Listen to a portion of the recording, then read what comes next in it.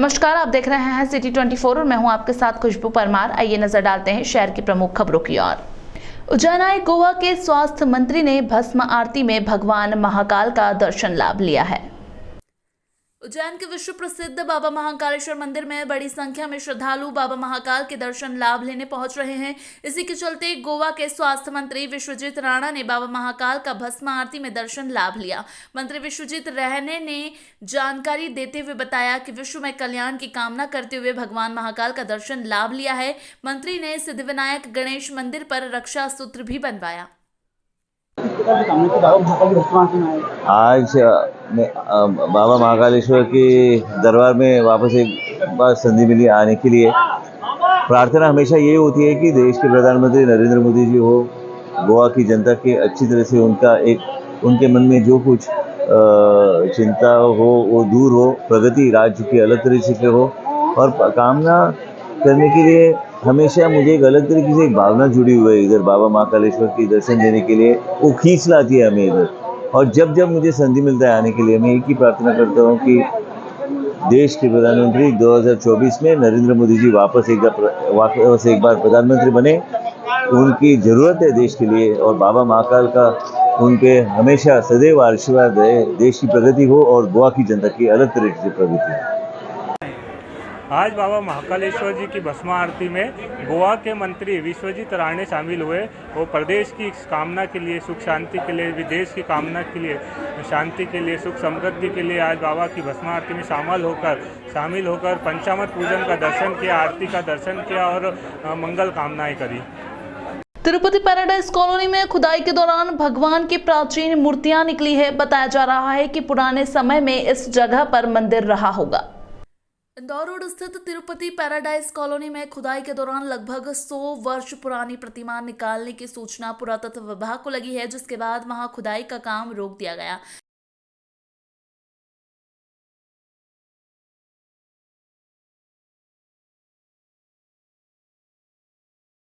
बताया जा रहा है कि शहर के बिल्डर द्वारा वहां मकान बनाने के लिए खुदाई की जा रही थी।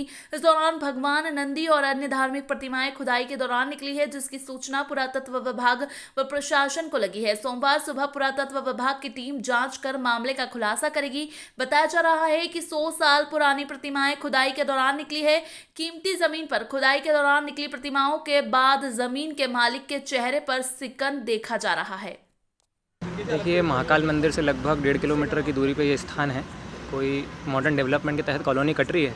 उसमें जो नॉर्मल डिगिंग होती है उसमें परमार काल के मंदिर के कुछ अवशेष हमको दिखाई दे रहे हैं। जैसे एक नंदी की प्रतिमा है, कुछ बेस के हिस्से हैं, मंदिर का जो अधिष्ठान होता है उसके भाग हैं, एक मंजरी है जो कि शिखर का हिस्सा होती है।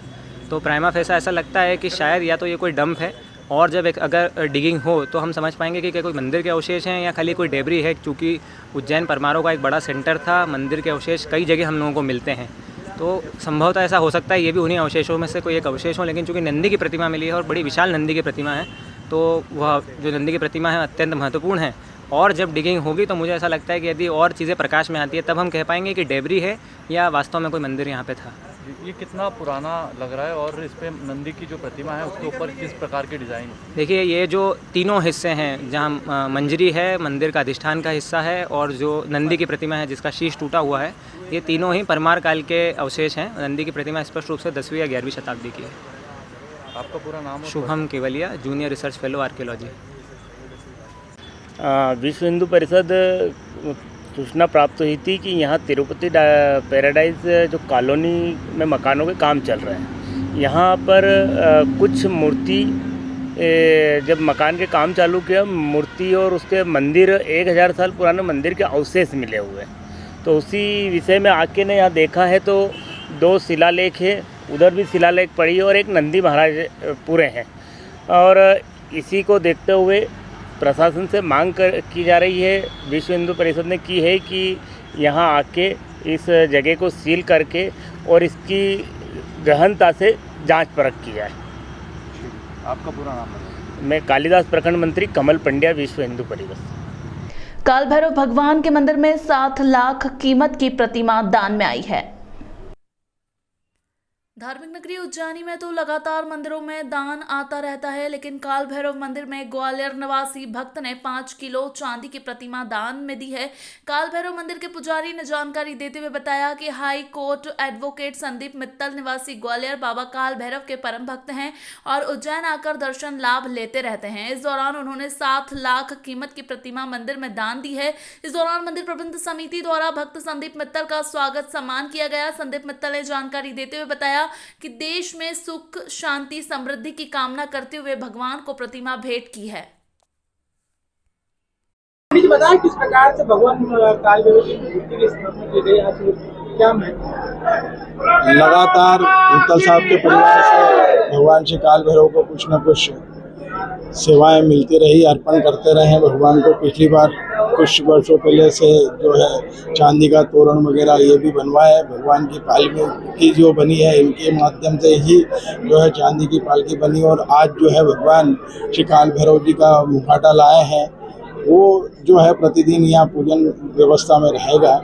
बाबा इनकी सब मनोकामना पूरी करे, पूरे देश का कल्याण हो, विश्व का कल्याण हो, सनातन धर्म की जय हो और विश्व का कल्याण हो। ऐसी भावनाओं के साथ ये यहाँ पर ये पूजन हुआ है और बाबा श्री काल भैरव जी महाराज संपूर्ण भारत का कल्याण करें, ऐसी हम सबकी भावनाएं हैं। कल बाबा की सवारी निकलेगी तो क्या मुखौटा भी उस सवारी के अंदर? हाँ, जिस प्रकार प्रशासन की अनुमति रहेगी सब पालन होगा। सिंधिया परिवार का भी यहाँ पर उसमें जो है जेवर वगैरह रहेगा।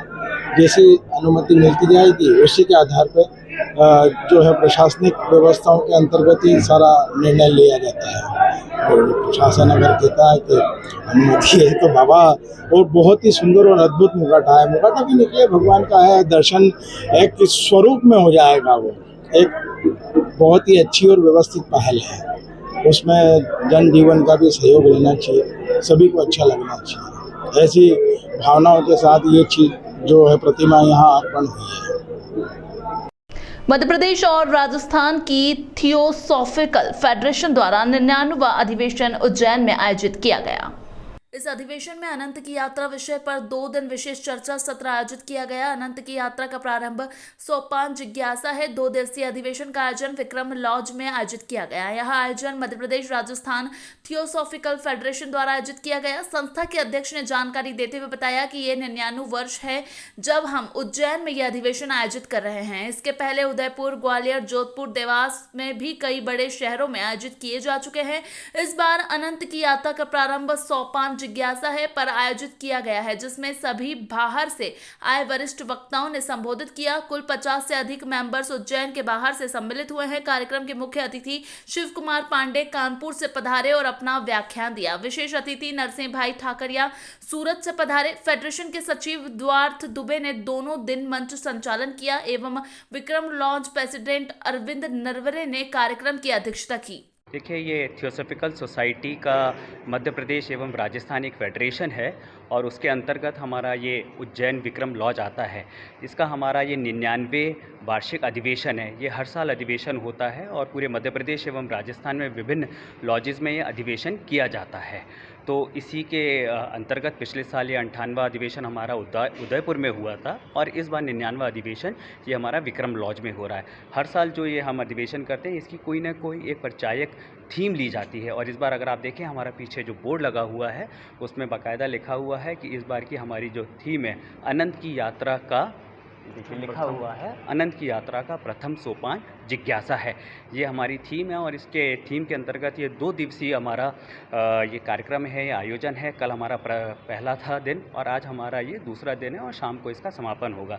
इसी के अंतर्गत हमारे मुख्य अतिथि आदरणीय बंधु शिव कुमार पांडे जी हैं जो कि उत्तर प्रदेश एवं उत्तराखंड फेडरेशन से हैं और ये हमारे राष्ट्रीय व्याख्याता भी हैं। इसके साथ साथ हमारे जो विशिष्ट अतिथि हैं आदरणीय बंधु नरसिंह भाई ठाकरिया जी हैं जो कि गुजरात से हैं और वो भी हमारे राष्ट्रीय व्याख्याता हैं। पहले भी कहाँ आप लोग कार्यक्रम कर चुके हैं और क्या ये विभिन्न लॉजेस में हमारे हो चुका है, जैसा कि मैंने अभी अभी आपको बताया। 98वां अधिवेशन पिछले साल हमारा उदयपुर में हुआ था, उससे पहले हमारा ग्वालियर में हुआ था, और उससे पहले हमारा विभिन्न और पूरे हिंदुस्तान में, और वरन न कि सिर्फ हिंदुस्तान में, इंटरनेशनल ये सोसाइटी है। इसका जो मेन हेडक्वार्टर है इंडिया का वो हमारा वाराणसी में है, और इंटरनेशनल हेडक्वार्टर हमारा इसका अडयार चेन्नई में है। इसके प्रेसिडेंट हमारे इंटरनेशनल प्रेसिडेंट टिम बॉयड जी हैं, और इंडियन सेक्शन के प्रेसिडेंट हमारे आदरणीय प्रदीप गोहिल जी हैं। विक्रम लॉज जो है, जहाँ पर अभी हमारी ये 2 दिन का जो कार्यक्रम चल रहा है, इसके अध्यक्ष आदरणीय बंधु अरविंद नरवरे जी हैं। जी, मेरा नाम डॉक्टर दिव्यार्थ दुबे है, और मैं मध्य प्रदेश राजस्थान फेडरेशन का सचिव हूँ। विक्रम लॉज में अभी एज ए प्रेसिडेंट यहाँ सेवा दे रहा हूँ, और ये हमारा, जैसा कि हमारे फेडरल सेक्रेटरी ने बताया कि ये अंतर्राष्ट्रीय संस्था है, और हमारी जो फाउंडर हैं डॉक्टर एनी बेसेंट, उन्होंने समाज को बहुत कुछ दिया, और उनकी बहुत सारी हमारे किताबें हैं। उनका मैसेज है कि सभी धर्मों का पालन करें और सभी धर्मों को मानें, क्योंकि सभी धर्म कुछ न कुछ हमको नॉलेज देते हैं। कोई धर्म ऐसा नहीं है कि जो कोई गलत मैसेज आता है, तो हम सभी धर्मों की प्रार्थनाएं करते हैं यहाँ पर। और एज ए थियोसॉफी सोसाइटी अभी हमने यहाँ 2 पब्लिक लेक्चर भी रखे हैं। हमारे मुख्य अतिथि हैं, उनका सब्जेक्ट था अभी 9 बजे पुनर्जन्म, जो इसी हमारी थीम से रिलेटेड है। उसके बारे में उन्होंने जो काफ़ी कुछ बताया। और अभी 3 बजे पुनः एक टॉपिक है आपका, आप बताएंगे अभी उनका टॉपिक। तो इस तरह से हम पब्लिक में इसको अवेयरनेस करने के लिए, और थियोसॉफी का सीधा सा मीनिंग है ईश्वर का ज्ञान, और ईश्वर एक ही है। ये हम सब ने अलग अलग बात रखे हैं कि वो अल्लाह, वो ईश्वर, वो गुरु ग्रंथ साहिब, वो सब ईश्वर एक ही है। तो उनको नॉलेज को इन्हांस करने के लिए थियोसॉफी का इसको दुनिया में लाए हैं। और हमारे एज ए इन्विटेशन मिला है कि आपका यहाँ जो हमारा ये अधिवेशन है, उसमें आपका ये प्रवचन है, और प्रवचन में जो मेरा विषय है, वो विषय बहुत ही अद्भुत है, सफलता के आध्यात्मिक सिद्धांत। और सफलता के आध्यात्मिक सिद्धांत पे मेरा प्रवचन चलेगा। और जो सफलता के जो आध्यात्मिक सिद्धांत है, उसी में जैसे कि विशुद्ध ऊर्जा का सिद्धांत है, अर्पण का सिद्धांत है, कर्म का सिद्धांत है, न्यूनतम प्रयास का सिद्धांत है, संकल्प का सिद्धांत है, अनासक्ति का सिद्धांत है, अपने जीवन के ध्येय का सिद्धांत है, उस पे मेरा प्रवचन चलेगा। फिलहाल वक्त हो चुका है एक छोटे से ब्रेक का, फिर मुलाकात होगी ब्रेक के बाद।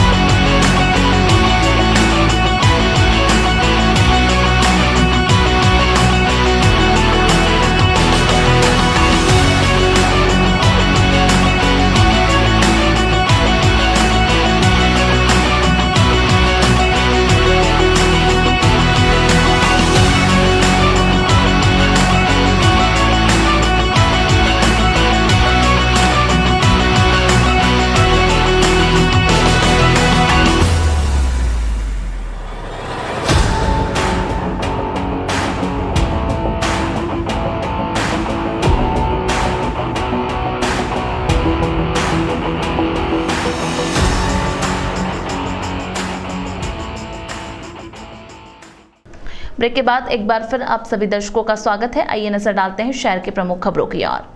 भाजपा सांसद रमेश बिथुड़ी द्वारा एक मुस्लिम सांसद के खिलाफ की गई अनर्गल टिप्पणी के विरोध में आज मुस्लिम समाज ने प्रदर्शन करते हुए रमेश बिथुड़ी का पुतला जलाया है। भारतीय जनता पार्टी के सांसद रमेश बिधूड़ी द्वारा आज संसद भवन में एक मुस्लिम समाज के सांसद के खिलाफ अनर्गल बातें और अपशब्द कहे जाने से मुस्लिम समाज में आक्रोश व्याप्त है, जिसके चलते जगह जगह सांसद रमेश बिधूड़ी के खिलाफ धरना प्रदर्शन किया जा रहा है। आज शाम को शहर में भी मुस्लिम समाज ने सड़कों पर उतरकर सांसद रमेश बिधूड़ी के खिलाफ प्रदर्शन किया और छतरी चौक पर नारेबाजी करते हुए उनका पुतला जलाया। कांग्रेस नेता मुजीब सुपारी वाले ने कहा कि लोकतंत्र का मजाक उड़ाने वाले भाजपा सांसद रमेश रमेश बिधूड़ी की सांसद सदस्यता समाप्त की जाना चाहिए। इस पुतला दहन के अवसर पर कांग्रेस के वरिष्ठ नेता और मुस्लिम समाज के शाही सिद्दीकी पार्षद फिरोज पठान, हाजी फहीम सिकंदर, जाहिद भाई पेंटर, जफर हाजी, इमरान नूरानी, शब्बीर भाई गोल्डन बेकरी वाले, आसिफ भाई रेलवे ठेकेदार, फरदीन काजी, आवेश भाई, सलीम भाई वेल्डिंग वाले, संचालन अलीम रेन ने करा और आभार सलीम भाई गैस वाले ने माना। आज जो है हमने पुतला इसलिए जलाया है कि बीजेपी के सांसद रमेश बिधूड़ी ने जो संसद भवन में, जो कि न्याय का मंदिर कहा जाता है, वहाँ पर बैठकर बहुत अपशब्द कहे एक मुस्लिम सांसद को। पूरा मुसलमान हिंदुस्तान का इस बात से खफा है कि we have got full fundamental rights. हमें स्वतंत्र भारत के हम स्वतंत्र नागरिक हैं। हमें क्या पहनना है, क्या करना है, क्या खाना है, ये हमें तय करना है। हमें भारतीय जनता पार्टी वालों को दिखाना नहीं है कि हम कितने देशभक्त हैं। आज इतिहास उठाकर देखोगे तो भारत जब देश को आज़ाद कराने में जितना मुसलमानों का काम रहा है, जितना मुसलमानों ने अपनी जान माल सब कुछ दिया है, और कुछ लोग जो हमें और आपस में लड़ाना चाहते हैं, ख़ास तौर से मैं इल्ज़ाम लगा रहा हूँ भारतीय जनता पार्टी के ऊपर कि भारतीय जनता पार्टी अगर धर्म की राजनीति छोड़ दे तो वो 10 सीट भी नहीं जीत सकती है। और मैं आज हमने रमेश बिधूड़ी का इसलिए विरोध करा कि उसने संसद में बैठकर एक मुस्लिम सांसद को अनर्गल बातें बोली, बदतमीज़ बातें बोली, जो कि ये शोभा नहीं देता है। हम ये मांग करते हैं इस माध्यम से, इस मंच के माध्यम से आज हम ये मांग करते हैं कि उसकी सदस्यता रद्द करी जाए और सांसद से उसको हटाया जाए। आज विरोध में किस प्रकार का प्रदर्शन किया, क्या करा? आज हमने उसका पुतला जलाया और ये बताया कि जिस हिसाब से ऊपर वाले ने हमारे को बनाने में कोई फ़र्क नहीं छोड़ा, तो भारतीय जनता पार्टी सुन ले कि वो हिंदू और मुसलमान को अलग नहीं कर सकते, क्योंकि हिंदू भाई हमारे नर्वस सिस्टम है, हम उनके बगैर रह नहीं सकते और वो हमारे बगैर नहीं रह सकते। तेजा दशमी पर पूजा करने के लिए खेत पर गई आधा दर्जन महिलाओं को जमीन विवाद के चलते आधा दर्जन से अधिक युवाओं ने जमकर पीटा। घायल महिलाओं का उपचार उज्जैन के जिला अस्पताल में है जारी। बड़नगर थाना क्षेत्र के पीर झालर में जमीन विवाद को लेकर मारपीट का मामला सामने आया है, जिसका एक वीडियो भी सोशल मीडिया पर वायरल हो रहा है। घायल महिला अनीता कोमल ने जानकारी देते हुए बताया कि उनकी 2 बीघा जमीन है और 11 बीघा जमीन पर विवाद चल रहा है। कलम रेलवे फाटक पास स्थित हमारे खेत में हमारे दादाजी की समाधि बना रखी है, जहां हम तेजा दशमी की पूजा करने के लिए खेत पर गई थी, तभी गाँव के आधा दर्जन लोगों ने उन पर जानलेवा हमला कर दिया। उनके साथ छेड़छाड़ भी की गई। अनीता कोमल, रीना, जितेंद्र घायल महिलाओं को उपचार के लिए उज्जैन के जिला अस्पताल में भर्ती कराया गया है, जहां उनकी स्थिति सामान्य है। बताया जा रहा है कि लाठी डंडों से महिलाओं को पीटा गया है, जिसका वीडियो भी सामने आया है। पुलिस अब वीडियो के आधार पर आरोपियों की तलाश कर रही है। ग्रामीण एडिशनल एसपी ने जानकारी देते हुए बताया कि कुछ आरोपियों को गिरफ्तार कर लिया गया है और जांच की जा रही है। मैं पीर जलार स्टेशन से बबली बात कर रही हूँ। हमारे ज़मीन का विवाद चल रहा था, तो एक व्यक्ति हमारे पास आया, उसने हमारे पास मोबाइल की रिकॉर्डिंग चालू करी। उसके पास गांव वालों का फ़ोन आ रहा था, उसने फ़ोन चालू कर उनको सबको बुला लिया गांव में से। वो लोग सामान सब लेके आ गए। उनने हमारे ऊपर वहीं पे हमला कर लिया, हमारी 13 बीघा ज़मीन पर, और हमको वहीं मारा कुटी करके घायल करके वहीं पटक दिया खेतों में लाशें बिछा के, और बोले अभी तो तुम्हारे साथ और भी अभी तो यहाँ पटली पे तुम्हारे लाशें बिछाएंगे, और बोले अभी तो भैया को बोले ये तुम्हारे भाई को यहीं बांध के यहीं मार डालेंगे, बोले जान से ही ख़त्म कर देंगे। और हमारे साथ मतलब बुरी हरकत करी। मेरी ननन के ऊपर चढ़ के बैठ गया हेम सिंह का लड़का, और उसने भी गलत बलात्कार का मतलब वो कर रहा था। कितने लोग थे? वो कम से कम 5-6 जने थे, और खूब गाली गलौज कर रहे थे, गंदी। के लिए आ गए थे आप लोग? वहाँ पर हम पूजा करने गए थे। हमारे दादा ससुर की समाधि दे रखी है, दादी सास की और दादा ससुर की, तो हम वहाँ पूजा करने जा रहे थे। हमारी थाली वाली भी सब वहीं पड़ी हुई है, उन्होंने हमको मारा तो थाला वाली सब हमारी वहीं गिर गई। हमने बड़नगर थाने पे लिखवाई है। बड़नगर में तो कोई सुनवाई नहीं होती है, वो लोग आते हैं पैसा भर देते हैं, तो हमारी कोई भी सुनवाई नहीं कर रहा है। क्या नाम है आपका? बबली नाम है, बबली परियार। हमारे वहाँ घर गए थे, तेजा दशमी थी, तो हमारे खेत पे गए थे पूजा करने। तो हमको है ना, हम पूजा करने गए थे तो वहाँ गांव वाले लोग आए थे ना, हमारी ज़मीन पे है ना, तो हमको 4-5 जने थे, तो लठ लेके आए, तो उन्होंने आते से हमको मारा लपक के। कौन लोग हैं जिन्होंने मारा? हम गांव वाले हैं, एक का नाम अर्जुन है, एक का नाम वो मेहताब है, और एक का नाम हेम सिंह है, और उनके एक छोरा भी, और पता नहीं और कौन थे। तो उन्होंने हमको बहुत मारा लपक के। मेरे को तो इतना मारा तो मैं बेहोश हो गई थी, मेरे को कुछ दिख महिलाएं थी जब तुम गए थे? कितनी महिलाएं घायल हुई? हम तीन बहन थी, तीनों बहन थी सगी, तो हम तीनों बहन को बहुत मारा। मेरी बुआ भी थी और मेरी बुआ के जो एक और जीजी थी हमारी, और मेरी मम्मी भी थी, मेरे पापा भी थे सब। कहाँ पर हुआ ये विवाद? कौन सी जगह पर हुआ? पीर झलार स्टेशन पे हुआ, उधर गांव हमारे इधर। तो उन्होंने हमको बहुत मारा। जमीन का कोई विवाद भी चल रहा है आपस में? हाँ, वो उसका केस चल रहा है ना जमीन का, और वो केस चल रहा है। तो उनने आते से हमको डंडे से ही मारा। कितने बीघा जमीन है? हमारी 2 बीघा जमीन है और 11 बीघा का कब्जा भी है अभी तो हमारा। कहाँ पर इसकी रिपोर्ट लिखाई है आपने? बन्ना घर में भी लिखवाई थी।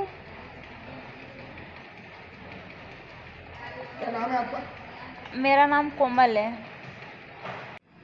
बड़नगर थाना क्षेत्रांतर्गत जमीन के विवाद को लेकर 2 पक्षों में एक मारपीट का वीडियो हमारे सामने आया था। उसमें पुलिस ने संज्ञान लेते हुए वीडियो की जांच की, लोगों की पहचान की और पीड़ित पक्ष की ओर से प्राप्त आवेदन पर आरोपी पक्ष के विरुद्ध हमने मामला पंजीबद्ध किया है और उसमें विधिक कार्रवाई कर केस की विवेचना करते हैं। सर, कितने लोग घायल और कितने के खिलाफ अपराध? इसमें अभी एग्जैक्ट संख्या तो नहीं है, लेकिन फरियादी पक्ष ने जिन लोगों के नाम बताए हैं उन लोगों में से हमने प्रथम सूचना रिपोर्ट दर्ज की और आरोपी पक्ष की तरफ से जो तथ्य बताए गए उसकी भी हम जांच कर रहे हैं। उन लोगों ने एक आवेदन दिया है, दोनों पक्षों की जांच कर रहे हैं, लेकिन हम इसमें प्रथम सूचना दर्ज कर चुके हैं।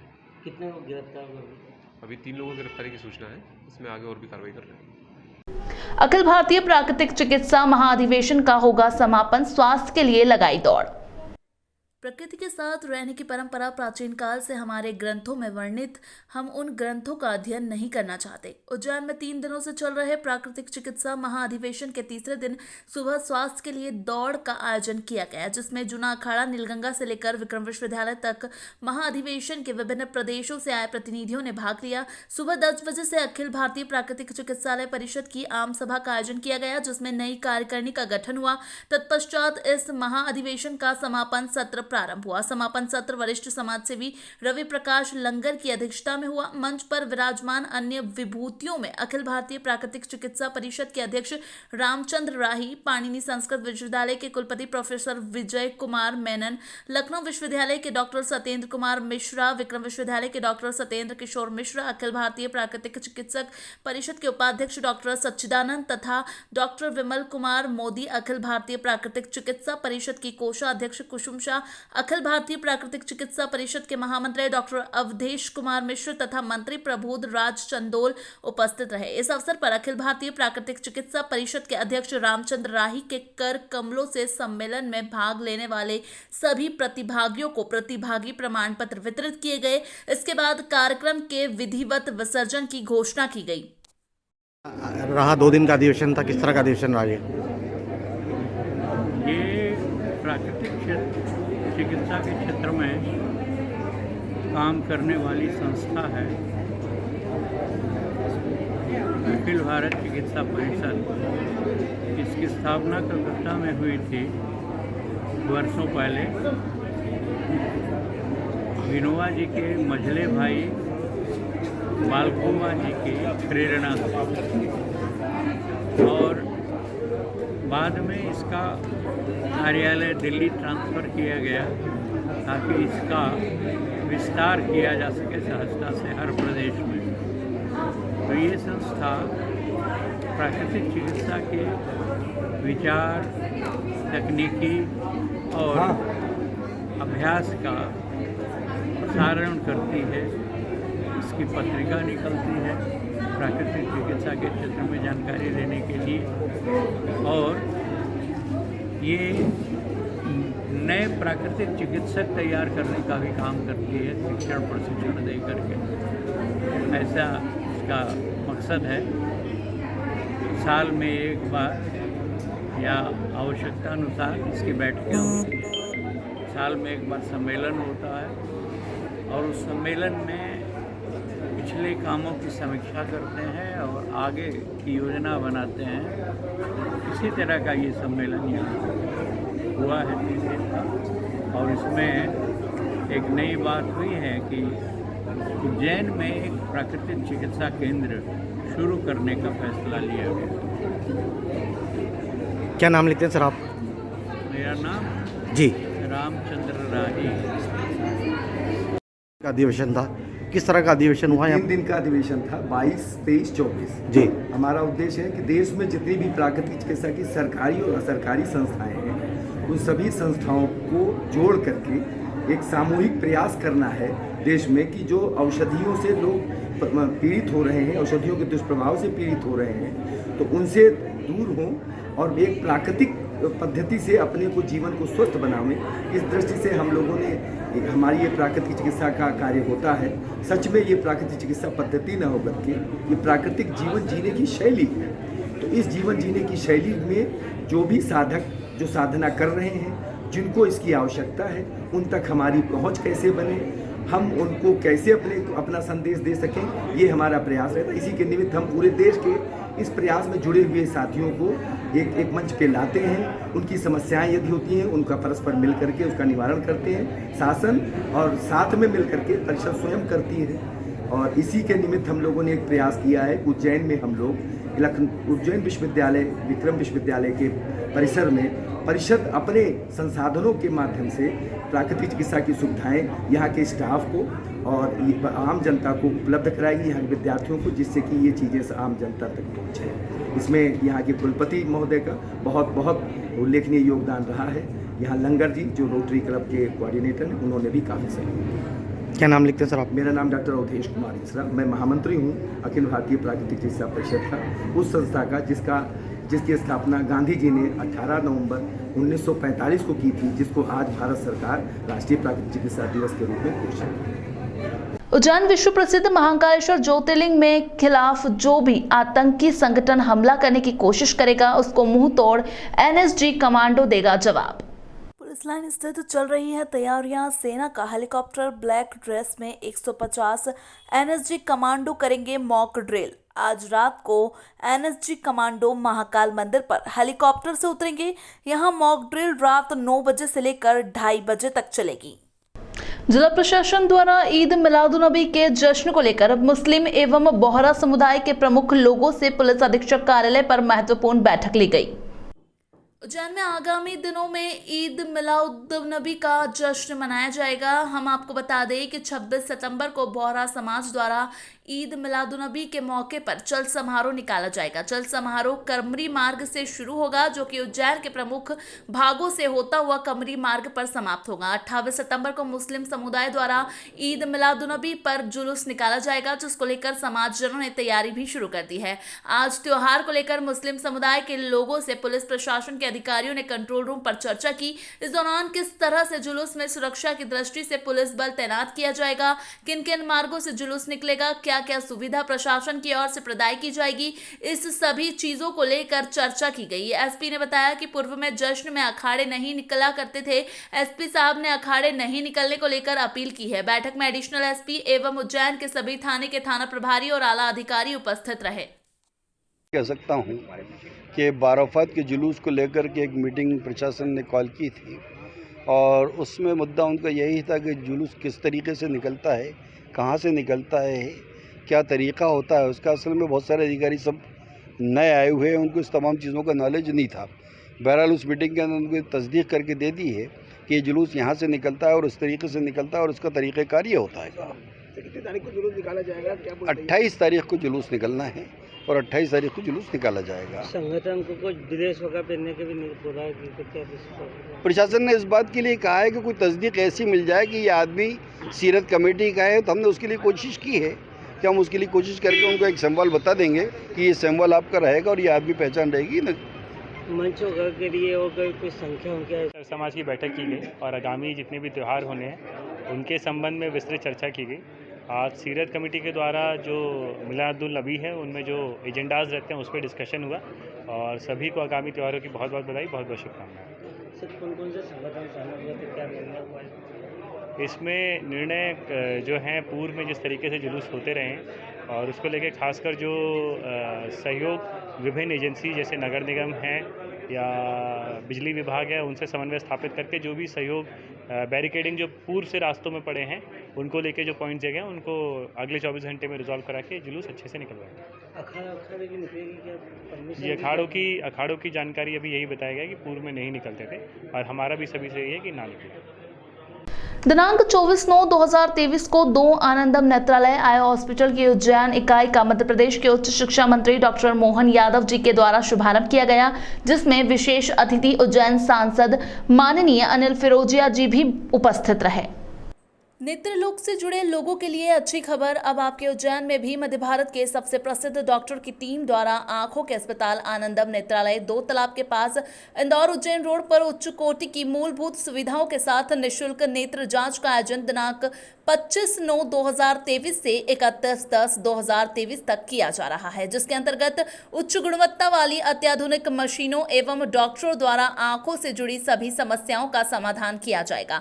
आनंदम नेत्रालय के नेत्र रोग विशेषज्ञों से चर्चा के दौरान डॉक्टर सचिन आर्य, डॉक्टर एना Agarwal, doctor Balram खनोटिया Jat, doctor Vivek Singh, doctor अनु सिंह द्वारा अस्पताल की समस्त सुविधाओं के बारे में जानकारी दी गई, जिसके अंतर्गत आनंदम नेत्रालय उज्जैन में मोतियाबिंद के ऑपरेशन के अत्याधुनिक फेको पद्धति टॉपिकल पोको द्वारा किया जाएगा। साथ ही नंबर के चश्मे हटाने के अत्याधुनिक ऑपरेशन जैसे ब्लेड रहित लेसिक आंखों का चश्मा हटाने वाला ऑपरेशन एवं हाई नंबर के चश्मे हटाने की ICL सर्जरी भी की जाएगी और आंखों से संबंधित पुतली, कार्निया एवं पर्दा रोटिना की समस्त बीमारियों की जांच एवं इलाज अत्याधुनिक मशीनों द्वारा ऑपरेशन, कांच बिंदु, आंखों का तिरछापन, नासूर पलकों का गिरना आदि समस्त जटिल बीमारियों के समाधान भी आनंदम नेत्रालय उज्जैन में किया जाएगा। और मैं इस अवसर पर माधव क्लब सचिव सैलन कलवाड़िया जी, डॉक्टर विवेक जी और उनकी पूरी टीम सबको शुभकामना देता हूँ। और ये तो बाबा महाकाल की नगरी है और नेत्र के मामले में शंकर जी के तीसरे नेत्र से बढ़कर के दुनिया में कोई सिस्टम नहीं है। ये परमात्मा की कृपा है। हमने नेत्रों के औषधालय का नया प्रकल्प चालू किया। आनंदम नेत्रालय ने अपनी एक शाख बनाई है और ये जो विविध प्रकार की बीमारियों को न केवल एक्सपर्ट के द्वारा ठीक करेंगे बल्कि उसका लाइव प्रसारण की भी जो सिस्टम बनाया है, आधुनिक टेक्नोलॉजी का ये ज़बरदस्त उपयोग है और ये विश्वास भी बनाता है कि हम अपने चिकित्सकों की दृष्टि से, मरीजों की दृष्टि से परस्पर विश्वास कैसा बना रहे। मेरी अपनी ओर से अच्छे संस्थान के शुभारंभ बने।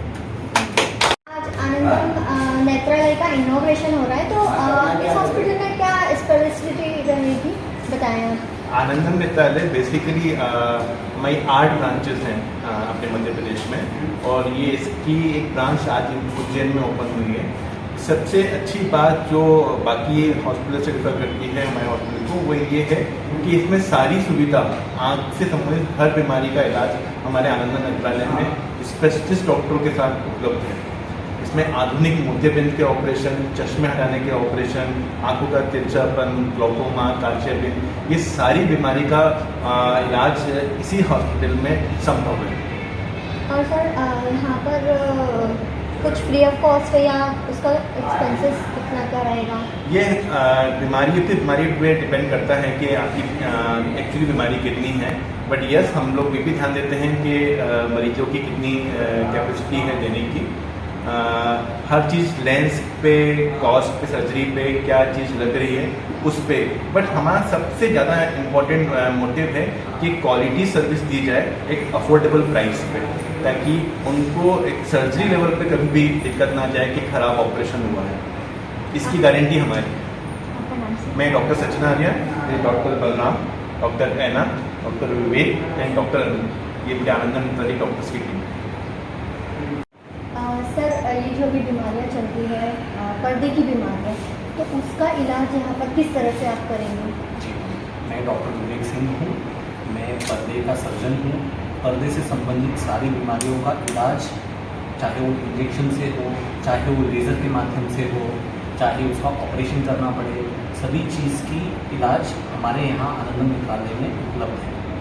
इन बीमारियों के कारण जिन मरीजों को परेशान होना पड़ता है, बड़े बड़े शहर को एक और सौगात मिल रही है, आनंदम आइस या नेत्र चिकित्सालय।